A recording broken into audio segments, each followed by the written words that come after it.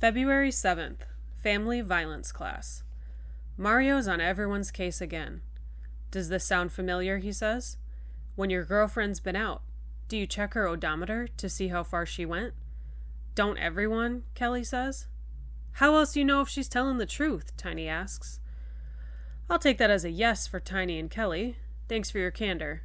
Mario scans the room. Anyone else?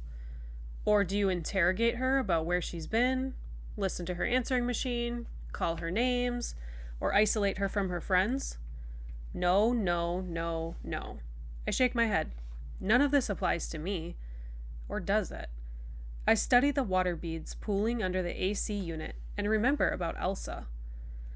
What if you don't like her friends? Tiny asks. I don't know, Tiny, Mario says.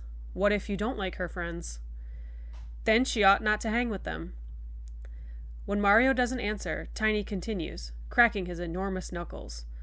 I mean, I don't want Danielle going around with people got bad tude toward me or our relationship. Her girlfriends all talk trash about a guy, acting like she's all that and could do so much better, he says, and I nod. And you don't like that, Mario says? Would you? And what you say goes? Mario pretends he's confused. Danielle has no say? She can't make her own decisions? That ain't what I said. Repeat what you said then. I misunderstood. Forget it. Tiny flops back in his seat. I knew what you meant, I mutter. Mario hears, and I think he's about to challenge me, but this guy named Ray raises his hand. Ray's one of the older guys in class. At least he's through school. He's sort of serious compared to the rest, which is probably why I figured him for a kiss-ass from day one. I understand, he says when Mario calls on him. What do you understand, Ray? You're saying it's controlling behavior to separate her from her friends? We shouldn't do that. Gold star for Ray. That's what I'm saying, Mario says, like he knows Ray's a bootlicker too. He turns to me. I saw you Me Tooing before, Nick. Let's get your input. Aw, don't call on him, Kelly interrupts. Richie Rich is too big to talk to the likes of us. Everyone looks at me then, so I'm cornered. I hit Kelly with a look, but I decide he's not worth bothering with. Instead, I say, I agree with Tiny. I mean, should I spend time with people I don't like just because they're her friends? Not necessarily, Mario says. But can she? We were always together, I say. Maybe that was part of the problem. I shrug again, and Mario says, What about your guy friends? I'll bet they hang with people you may not like. Do you say, Hey, Bubba, it's him or me? Or do you just go along? I go along, I think, remembering Tom's friendship with Saint O'Connor. I'd spent hours, days of my life with that knuckle-dragger. That's different. How so? Because if I told a guy to choose between me and someone else, he'd tell me to screw off. Because you have no power over a guy. No control the way you have with a girlfriend? No, because if you say that to a guy, he'd think you're queer. And if you say it to a girl, she'll know you're a control freak. I looked around the room. Everyone's pretending fascination with what Mario's saying because they don't want to talk to them. They don't want to talk themselves. Was I a control freak? If I hadn't done stuff like that, would Caitlin still be around? But I go for broke. So I'll find someone else, I say. They all have the same thing between their legs. This gets some chuckles, some raised thumbs. But Mario shakes his head. Somewhere down the road, Nick, I hope you'll find that they don't all have the same thing between their ears. The good ones don't put up with macho mind games. I'm coming up with a response when a voice interrupts. Why don't you leave him alone? It's Leo the Cool. I gape at him, and Mario says, What? You said no put-downs, didn't you, Leo says. That was one of your rules. Confronting someone about their beliefs isn't a put-down, Mario says. Challenging attitudes is the point of this class. That's a load of crap, Leo says. All you do here is play mind games and make people feel stupid. I've recovered from my shock enough to scowl at Leo. I don't need you to defend me. Even so, I'm wondering why he did. Sorry, he says. Thought you did. Considering you got this look like an ant staring down a can of Black Flag. You aren't my mother, I say. But that gets me mad. Why is he calling attention to me when I just want to be ignored? Why is he making me out like I'm some weakling? I feel blood coursing through my wrists and I stand. I start toward Leo. But Mario gets between us real quick. Are we still in my class? His eyes are cold. I know we aren't, because there's no fighting in here. But not here. You take it to the streets if you have to, but not in my class. He turns to Leo. Hear that? Leo doesn't look at me. No biggie, I was just trying to help. Mario turns my way. Nick? I don't need his help, I say. I've eaten as much shit as anyone here. He's got no right to act like I can't. Mario nods. I agree with you, but fighting's not what this class is about. I don't know what the hell it's about, I say. It's about God kicking you in the butt so you'll notice the mess you've made. When I look at him surprised, Mario adds, Now sit. He waits until I obey, then stares at me until I look away. He turns. Next session, we'll talk about eating shit. By that, I mean we'll be discussing our families, our parents. He pauses like he knows the reaction he'll get. Stunned silence. Everyone who's been shuffling around, getting ready to go, stops. He really wants us to talk about our parents? Like about my father? Tiny says, What's that got to do with anything? I know it'll be painful for some of you. Maybe all of us. Mario walks around the circle, scanning our eyes. But exploring the past brings out the sort of feelings that cause us to become insecure, controlling, even violent. When Mario passes me, I don't look at him. He sits, hands on knees. Anyone have anything else before we call it quits? People start gathering books, keys, backpacks. Kelly's recovered enough to volunteer. I heard a wicked-ass joke. Always got time for humor. Clean humor, Mario says. It's clean. Kelly flips a hand across his hair. What's the first thing a gal does when she checks out of the battered women's shelter? Mario holds up his hand. I don't think the dishes if she knows what's good for her. People laugh. But me? I'm wondering what made Leo take my side. And what will I say about my father in class? Later that day. I'm still thinking about my father hours later, instead of doing homework, instead of working on my journal. Fact is, my father is part of this story too. The next part. But I don't want to write about him. And I sure as hell don't want to tell Mario about him. Judge Lehman said she wouldn't read the journal if I didn't want her to. But how can I be sure? Finally, I open the wavy-edged book to a fresh page and write, Don't read. You said you wouldn't. Lights blazed on and I saw the clock. 3 a.m. I blinked, tried to cover my face with the sheet, but my father pulled it away. What is this? He yelled, shoving a paper in my face. I said I didn't know. I stood, then edged away, trying to focus. But he came closer, screaming. I will tell you what! A receipt for beer! Beer! Rosa brought beer into this house, so where is it? The beer for Zach's party. I said, I don't know. Honest, Dad. Liar. I asked Rosa. She says you took it. She's lying, Dad. Thief! I did not raise you a thief, but you are one. When I was your age, I was away from home, working. You only steal from me. I didn't... He hit me hard in the face, and I stumbled back onto my bed. I lay not moving, not speaking. Arguing made his anger worse, and now I only wanted him to leave. He raged on about how hard he worked, what a lazy ingrate I was, but I stopped listening, my brain carrying me to an alternative reality, where I was watching someone else lying under my black bay window. Then I went further. I don't know if it was a minute or an hour. I stopped caring whether Rosa heard.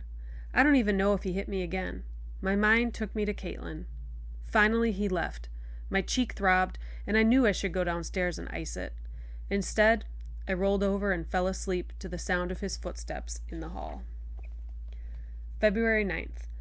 Parking lot at 7-Eleven.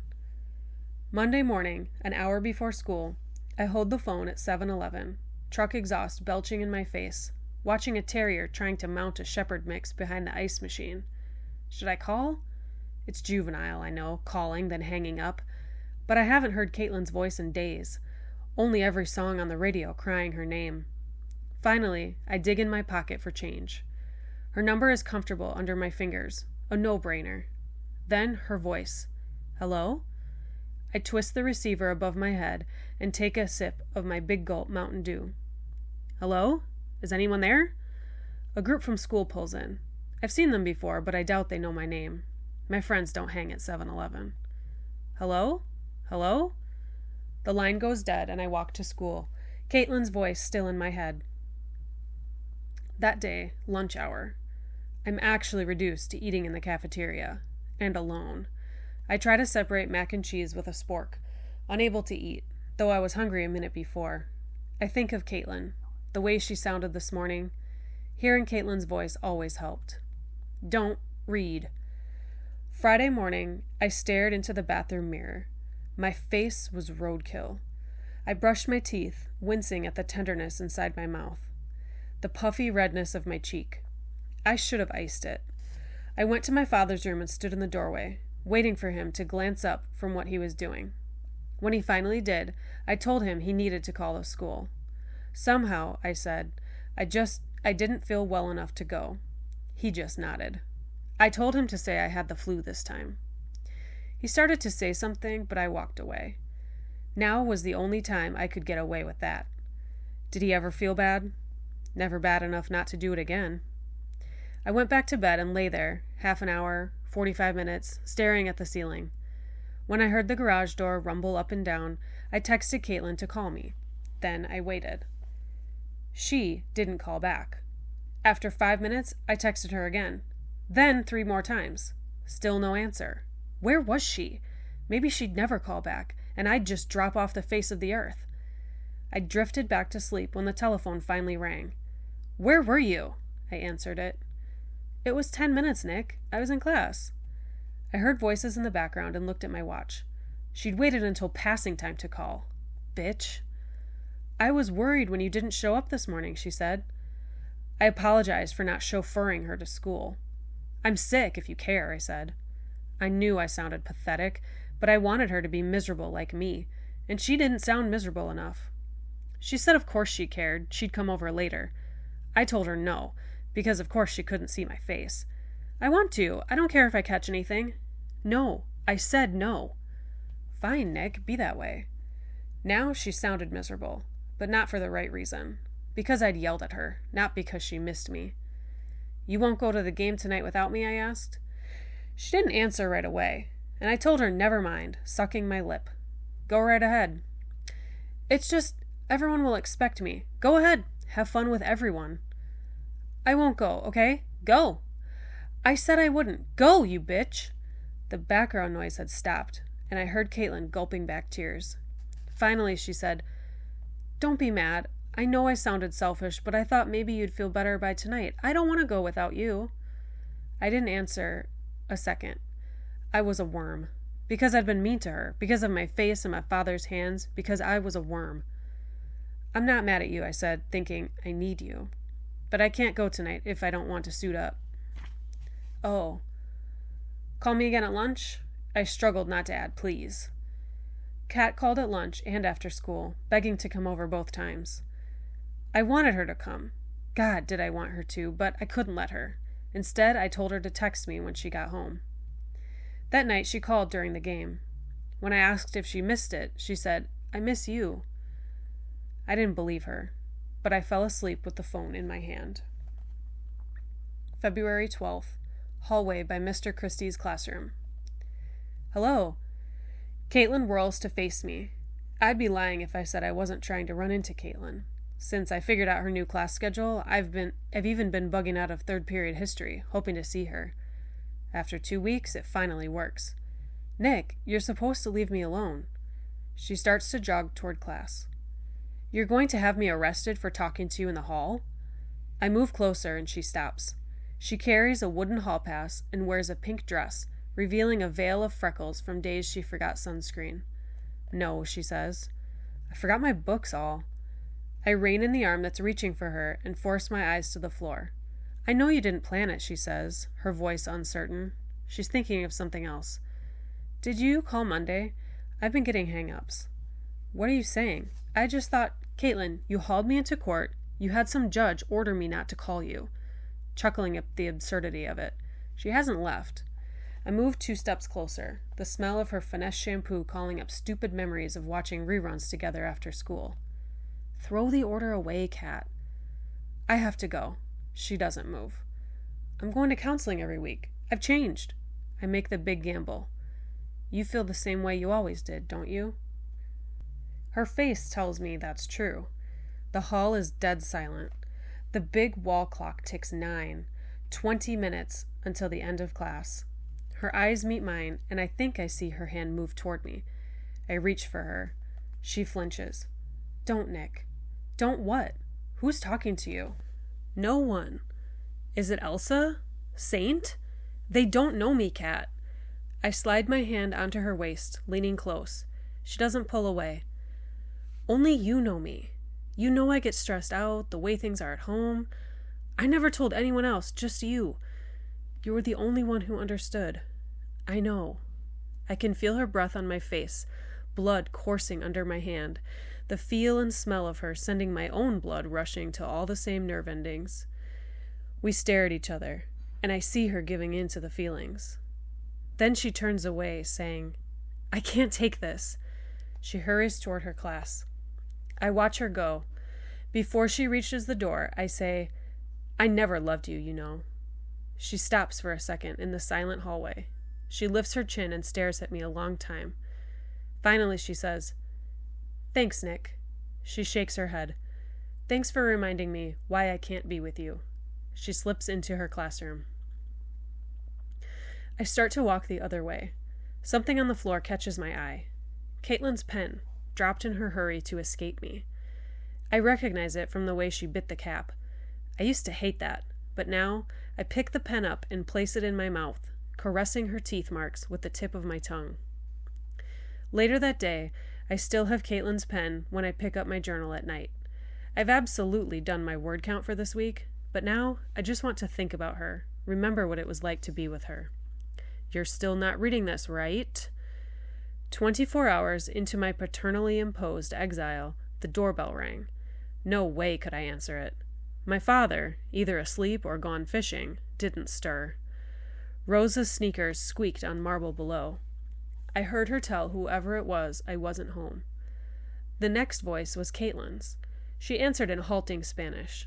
She was making a B, but only because I did her homework. Él está aquí. El automobile está aquí. She'd seen my car. She must have pushed past Rosa, because I heard heels on the stairs, her voice calling my name. I reached for the door, then pulled back. I couldn't let her in. I told you not to come, I said. Caitlin pounded the door and begged to know why I was acting that way. She rattled the knob, yelling so loud I thought she'd wake my father. Having Caitlin see him, awakened, would be worse than bruises. Out of choices, I cracked the door. Caitlin pushed it the rest of the way open. It slid over carpet with a hiss. I couldn't stop her. She started to form her first word, stopped, lips parted, and stared. I said, I got creamed in practice Thursday. It's no big deal. She nodded, almost accepting this. But then she said, we studied together Thursday night. It wasn't like this. I told her it swelled more later, but she knew I was lying. Someone beat you up. Not likely. She stared, and I saw her putting it all together. My absence from school, the fact that I hadn't seen anyone since Thursday, and she took my face in her hand. Oh, God. Was it your dad? I said no, tried to pull away, but she touched my face, moving her hand to the other side. Her fingers were cool, soft, smoothing my hair, and I remembered what she told me at Zach's party, about her mother saying she was fat. Could she understand about my father? Finally, I said, he didn't beat me up. We had an argument. He was drinking. And he beat you up. There's no other word for this, Nick. He hit me, okay? Once. I can handle it. He must have hit you pretty hard too. I can handle it. She didn't answer. Downstairs, Rosa started the vacuum. Finally, I said, no one else knows. Not Tom, not anyone. You should tell someone. I'm telling you. But I mean a teacher or something. Tell them what? I'm 16 years old and my dad still hits me? It infuriated me to have to whisper. I know what they'd say. Butch up, kid. Well, that's what I'm doing. I'd been wrong to tell her. She couldn't understand.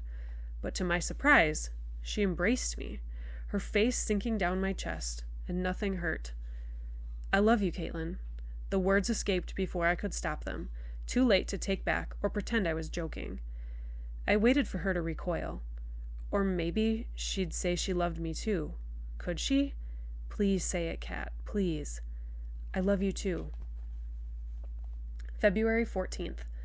Last place I want to be on Valentine's Day. Kelly examines his boot and throws out the challenge. Say, Tyrone, tell me something. Why do you people always drink orange soda? What's wrong with Coke? The members of Mario's group are slumped in their seats. Kelly looks confused, and if I didn't know him, I'd think it was an honest question. But I do know him. So does Tiny. I had about enough of you, white trash, he yells. Kelly shrugs. I'm just stating a fact. Orange turns you people's tongues a funny color. Your butt's gonna be a funny color, you don't zip your lip. Mario comes in, saying, What did I tell you about racial slurs, Kelly? And Kelly shuts up. I slip into the seat by Leo's, but he doesn't acknowledge me.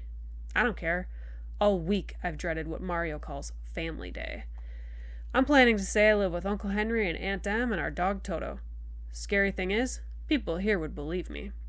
Mario consults his class list. Everyone here? I ain't, Kelly says. Mario crosses a name from the list, saying, Xavier's no longer with us. Where's X-Man? Tiny asks, cracking his knuckles.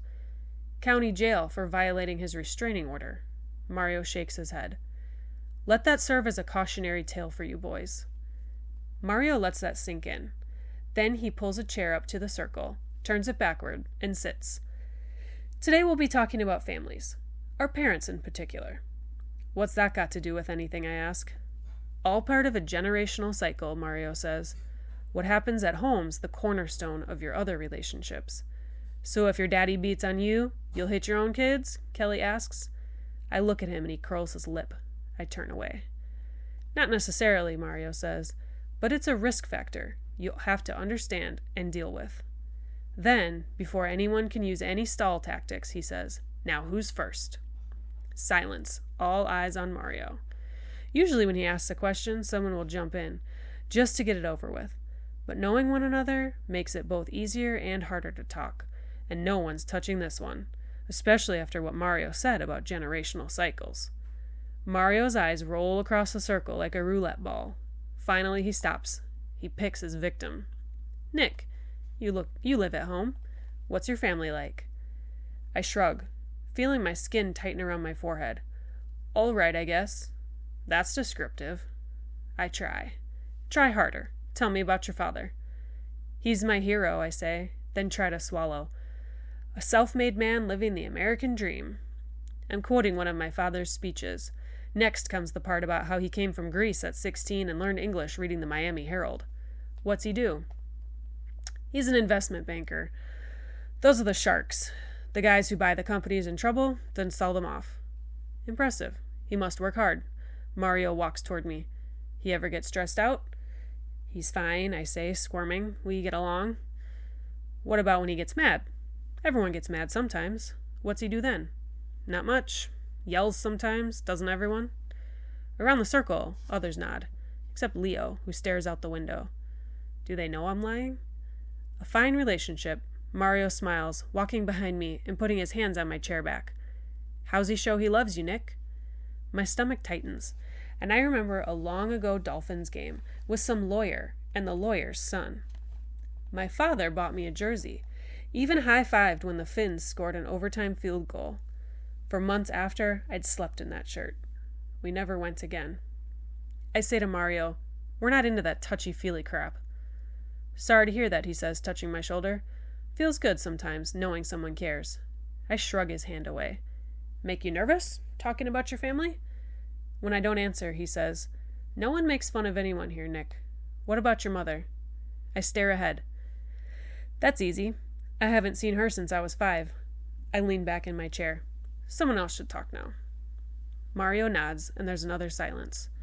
Beside me, Leo's gaze hasn't left the window. Then Kelly breaks the stillness, pointing at me. My family is about the same as rich boys, I reckon, except my daddy ain't no Mr. Got-Bucks banker.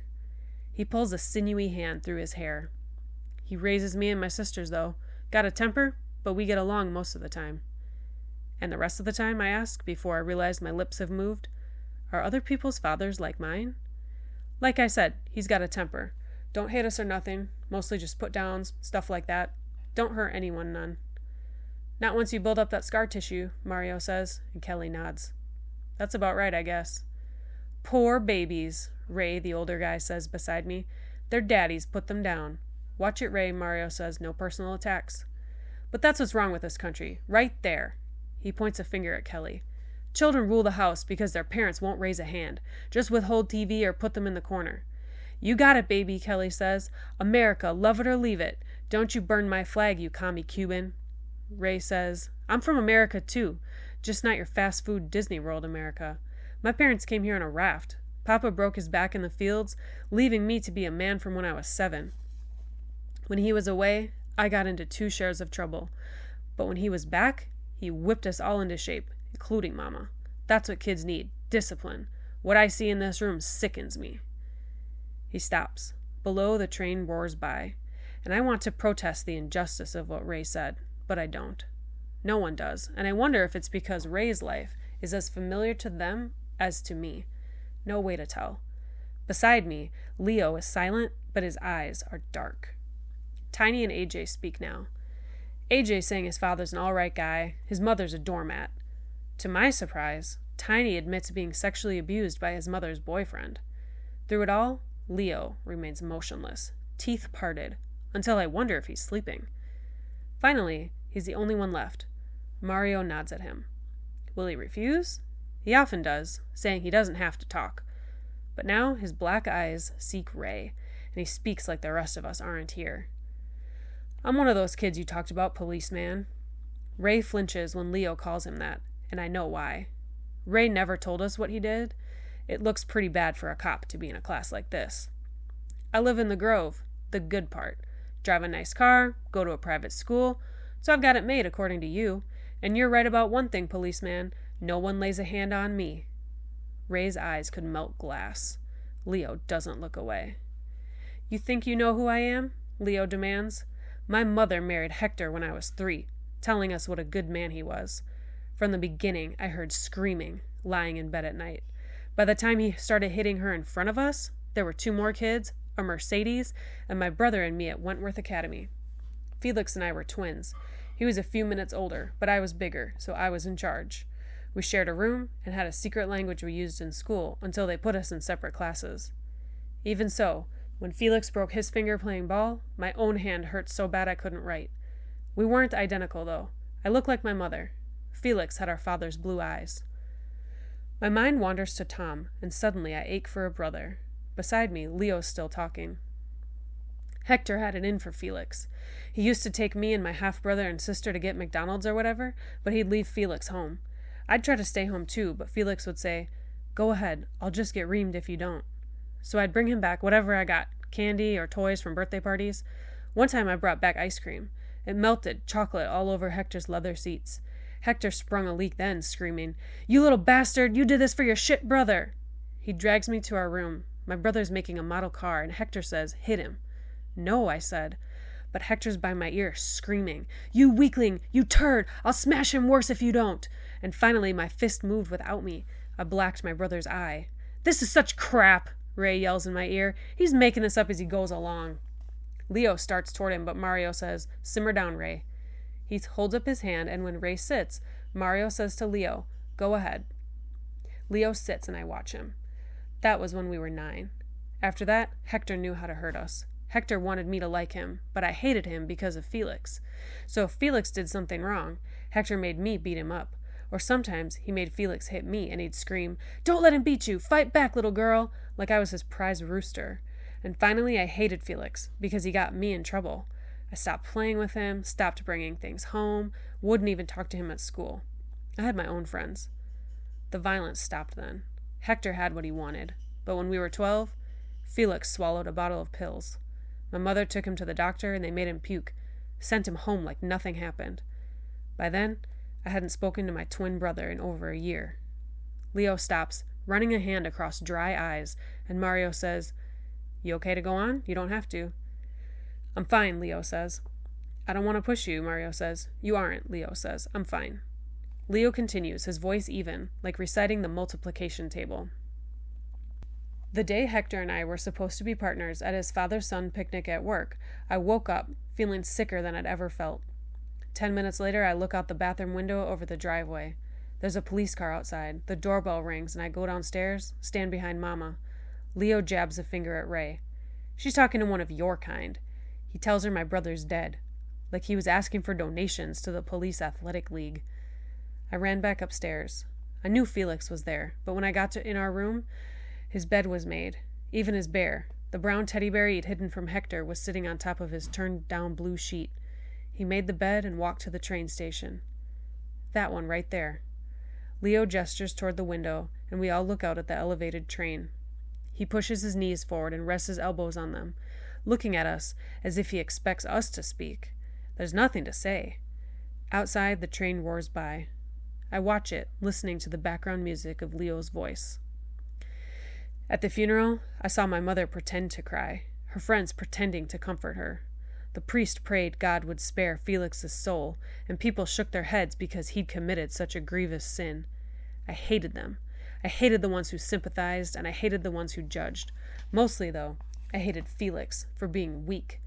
I hoped Father Michael was wrong about his soul being saved. Leo stands and walks to Ray, eyes burning. Ray looks away. So that's how spoiled I am, policeman. And you're right. My parents never hit me.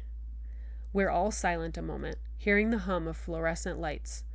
Finally, Mario starts to talk, pulling together what we've said, how it affects our other relationships. I want to listen, but I can't stop thinking about Leo's story, even though what Mario says applies to me. Finally, Mario closes his notebook, saying he hopes we'll think about what we discussed. Then he dismisses us. I'm almost out the door when I hear Leo say, "Nasa and I have a date tonight. With any luck, this will be my last day here." "I hope it's not," Mario replies. "That's quite a tale you told. I'd imagine someone with a story like that has a lot of anger stored up." I turn in time to see Leo smile. "Do I look angry?" "You are angry," Mario says. "Only reason you told that story is because you were angry with Ray. You need this group, even if you won't admit it." "Well, I'll go on needing it," Leo replies, starting to walk away. Mario stops him. "My Uncle Gustavo used to say, if you're halfway across the lake, it's just as easy to swim forward as swim back." "Don't say," Leo turns. "Tell Uncle Gus I hitched a ride to shore." The following week, Leo isn't there. Caitlin hadn't been too hot for me to meet her mother, and one look told me why. Tom and I knocked on the McCourt's pink door, which we'd found by walking up the pink walkway past the pink plastic flamingos, and before you could say acrylic nail, a woman was on us like an obese kid on the last Twinkie. While Caitlin tried to ease us out the door, her mother gushed about how she'd been longing to meet us, then demanded, "Which one of you adorable creatures is Nick?" "Guess that's me," I said. It should have been pretty obvious since I was holding Kat's hand. Caitlin was squeezing the life out of mine. Kat's mom looked like Kat, but younger. No, really. Her makeup wasn't to hide age. It was like a whole new face, including painted-in eyelashes. Ripe grapefruit halves peered from a purple crop top, while a denim miniskirt exposed tanned legs. A father with a shotgun would have been less threatening. A Doberman would have been less threatening. No such luck.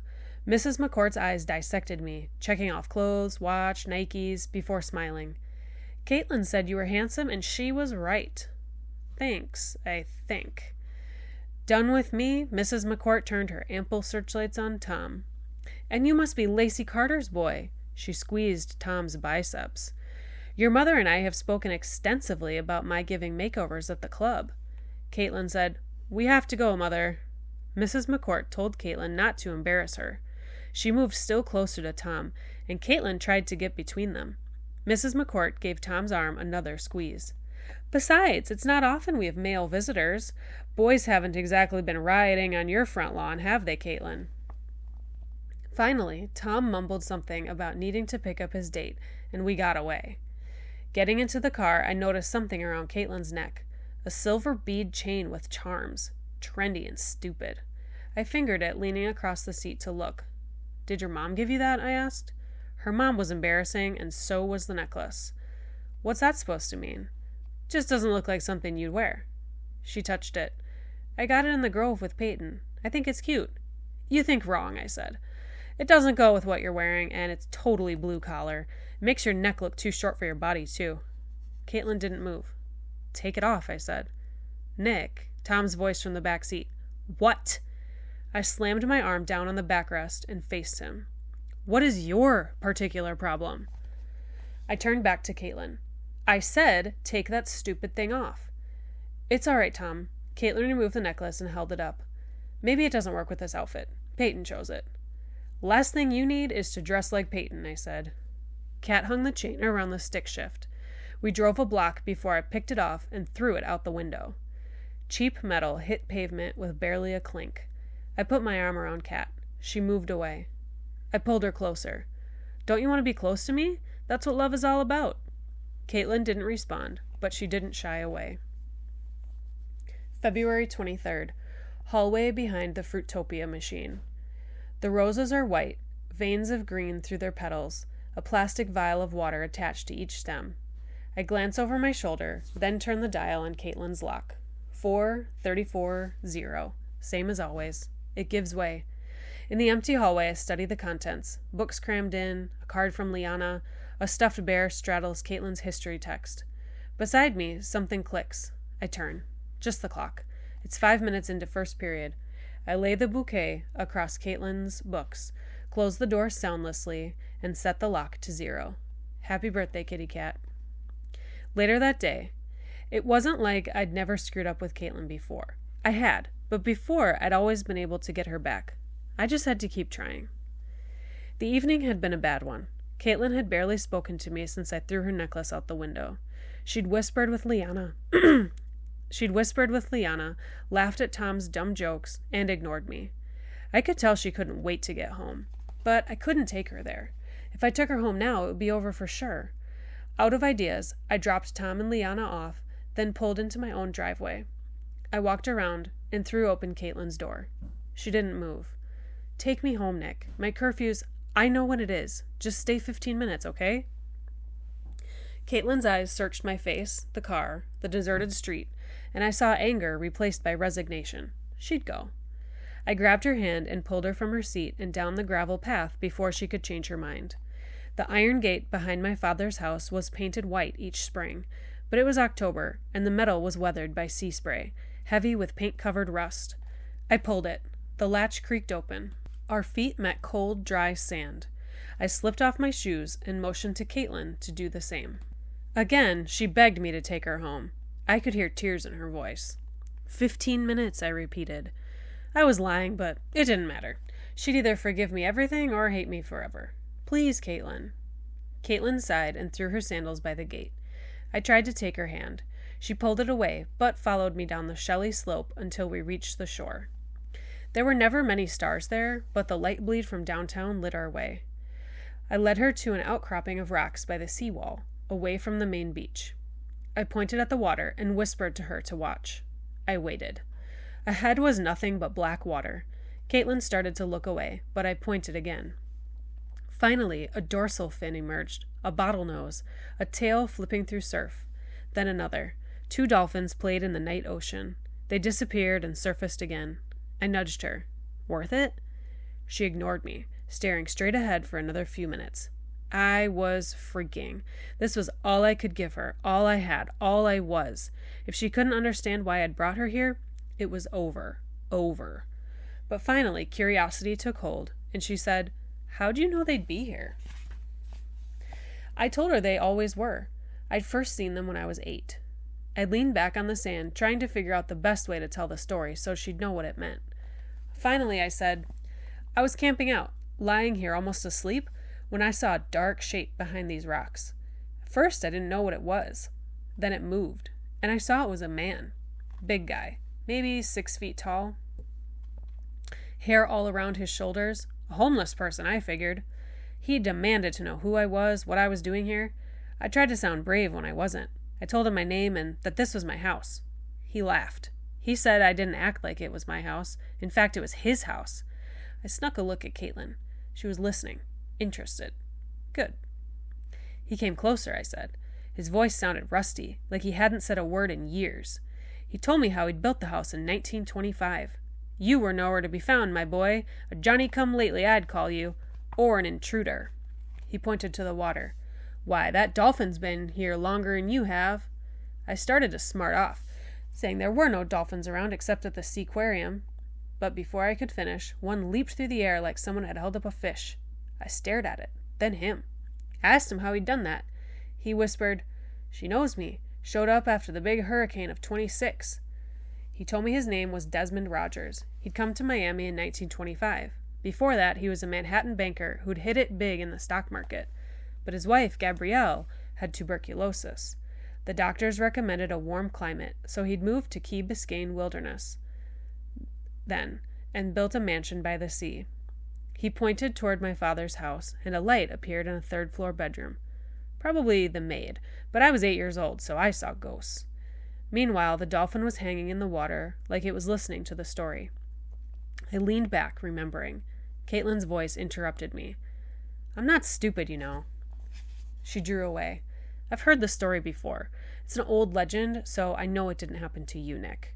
Nailed. She was right, of course. I was lying, and she didn't understand why. I barely understood myself. I reached for her hand, and she pulled it back. She stood and started to walk away.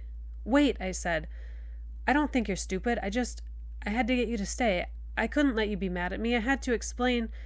But it's true about this house, the dolphins. I've been watching them all my life." "Really?" She looked back at me then, into the water. Finally, though she tried to hide it, I saw her smile. I'd heard the story, but I didn't believe it. And I never saw the dolphins before. "They're here." I edged forward on my knees before her. "Here with me.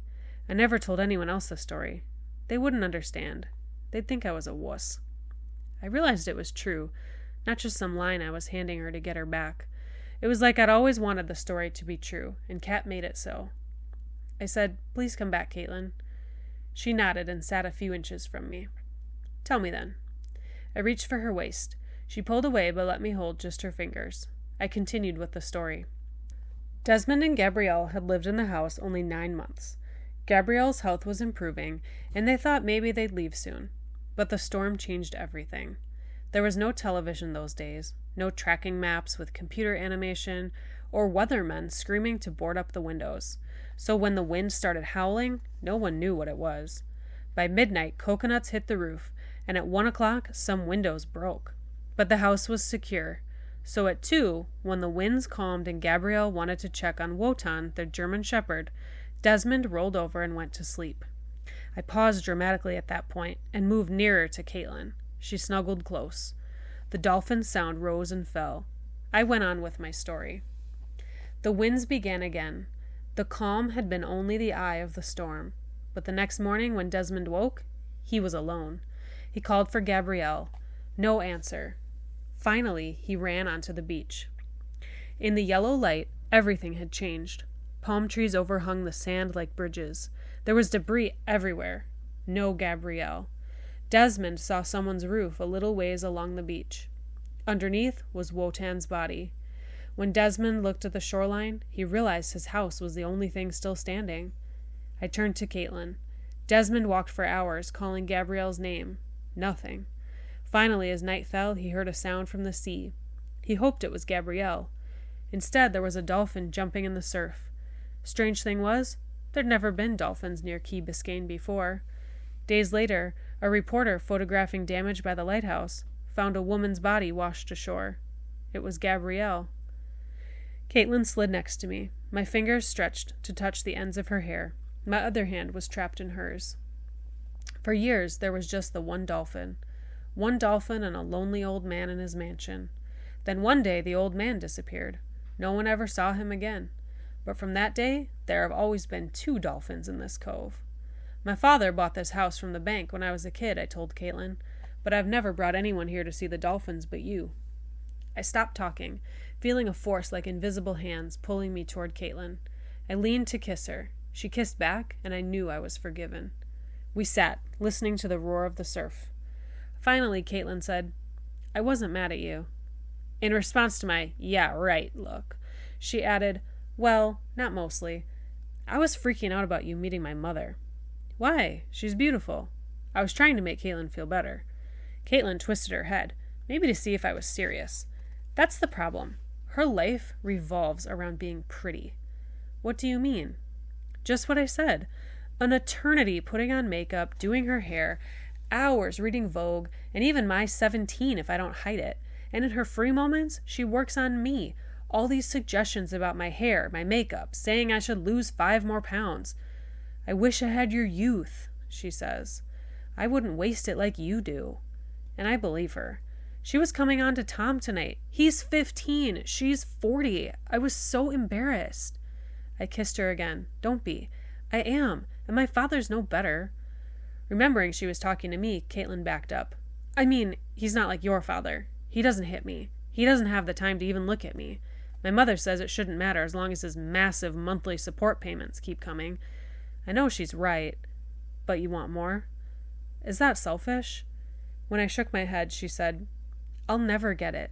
He has his new and improved family. I'm just this fat girl he sees at Christmas. Some Christmases. I whispered, You're not fat, Caitlin. God, don't you know you're beautiful?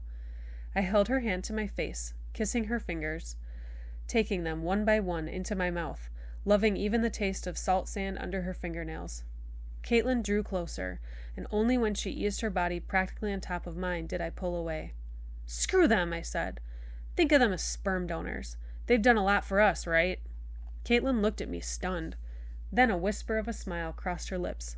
Right. She put her head on my shoulder. I love you, Nikki. I didn't say anything, just stood and sprinted to the seawall. The evening breeze was cool against my face. I jumped, then treaded water. Come with me, I yelled to Caitlin, who was still on shore. Where? She said, shocked but laughing too. Key West, Cuba, New York. I don't care. Caitlin laughed and yelled that I was crazy. Her mother would kill her, and I said, Forget her. I started to swim farther out. My jeans slowed my progress, and something else, the thought that she wouldn't follow. Still, I kept going until my legs ached and my eyes stung with salt water. I turned. Kat yelled for me to wait. Then she was in the water, paddling toward me. I watched her slow progress from shore. When she reached me, she was gasping for breath. I embraced her, kissing her until we both sank beneath the surface. She struggled a moment. When she stopped, I held her there as long as my air held out. Then seconds longer. Finally, I let go. She surfaced, sputtering, and lunged for me, but I was too fast. I swam back to shore with her chasing me. When we reached the rocks, I embraced her again. We're two of a kind, I whispered. Yeah, she said. I think I always knew that. We clung to the rocks and each other until the clouds crossed the sky and kissed the moon. I drove her home, 3 hours late and soaking wet. She forgave me that time. February 28th. Texaco off Rickenbacker Causeway. It's Saturday afternoon. I'm kicking the curb at Texaco. I'm wondering why Leo hasn't been in class and watching the chimpanzee in his Hello, my name is Willie jumpsuit lube my father's Land Rover when a family car pulls into self-serve. Saint's old white Mercury Cougar. Saint doesn't acknowledge me, but a second later, a girl in a skirt and a pink t-shirt comes out of the mini-mart and runs to where he's pumping gas. Missed you, she says. Saint sets the pump on automatic and musses her hair. Then he pulls her toward him. When were we supposed to meet them? An hour ago. Then there's no time. Her kiss interrupts his question. I feel her soft lips, her fingers in his hair as though his flesh was mine. They'll wait, she says. The pump snaps off, and he walks her to the passenger door. Her eyes follow him to the driver's side, meeting mine in the middle. She looks away. Excuse me, man. How you want to pay for this? Willie grins and displays an array of changed-out filters. I hand him my father's Optima card and watch Saint pull away. My neck prickles from the heat and my head pounds. I sign the slip Willie shoves at me and somehow drive away. The girl in Saint's wreck was Caitlin. My room, 10 minutes later. I hate O'Connor. I hate him. Even when we were supposedly friends, he looked for ways to get to me. Being with Kat now is just one more way. I take out my pen. Caitlin's pen with the teeth marks. Funny. Just holding it makes me feel better. And the fury inside me lessens as I begin to write. Football practice after school. It was the kind of day when your face feels like something's about to explode. Not one cloud in the sky, and the turf reflected heat like asphalt. Saint was our side's quarterback in the scrimmage.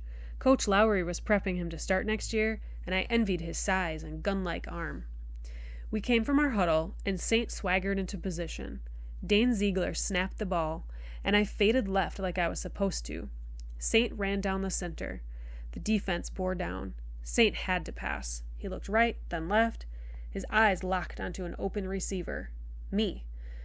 Tom came at Saint like a freight train, and everyone else was covered. There was no defense in sight. I waited for the ball to come spiraling through the blue. It would be a perfect pass. Now all I had to do was catch it. I was praying. Please, please let me catch it this once. Better yet, don't pass it to me. I'd rather have had the certainty of not being humiliated than the possibility of greatness.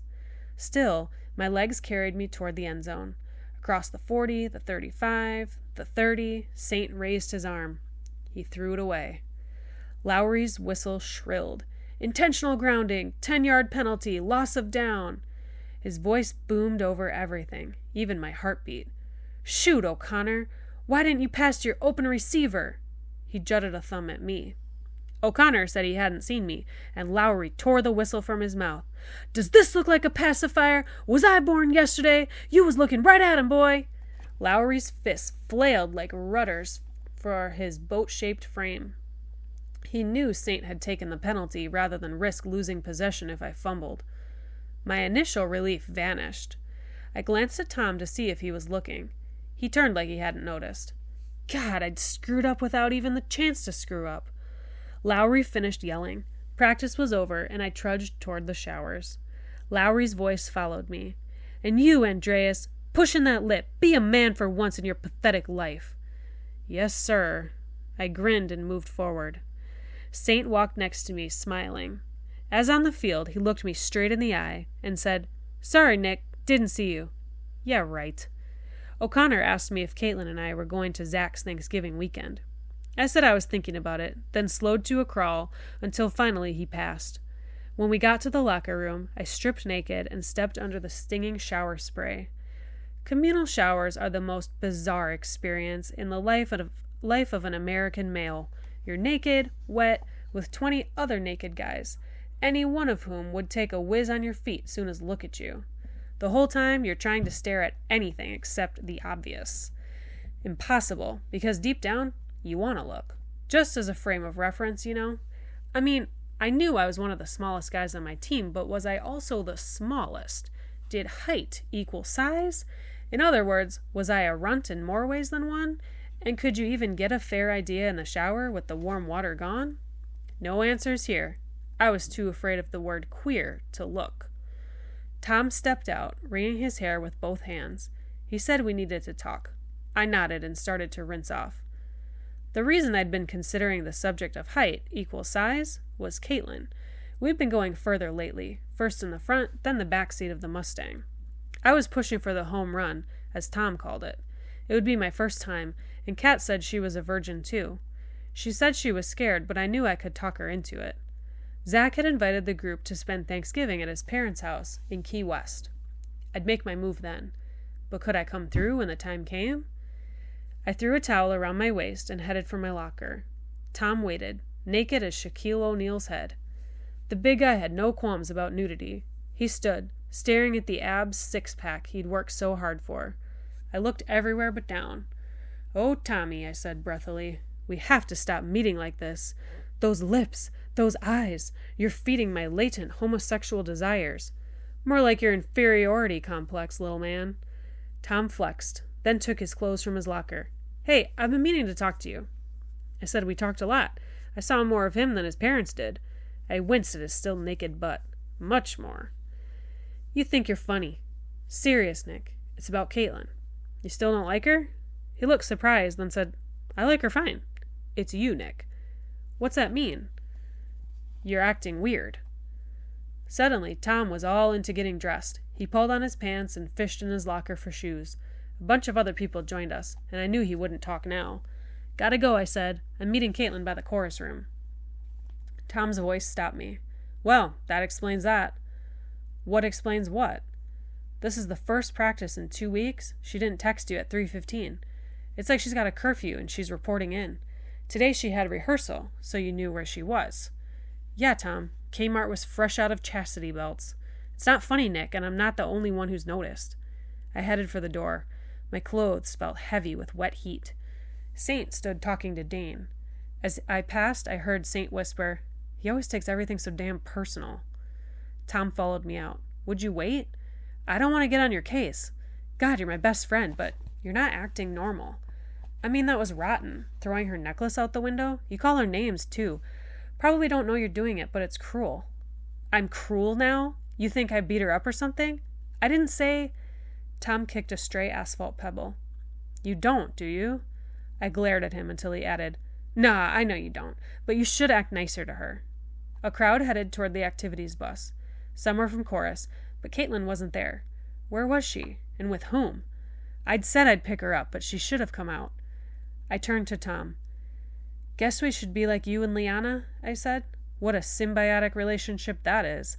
When you have to piss, Liana unzips her pants." Tom shook his head. "Forget it," he said. "I'll take the bus. You go find your girlfriend." He jogged toward the chorus group, and in a second, he was one with the crowd.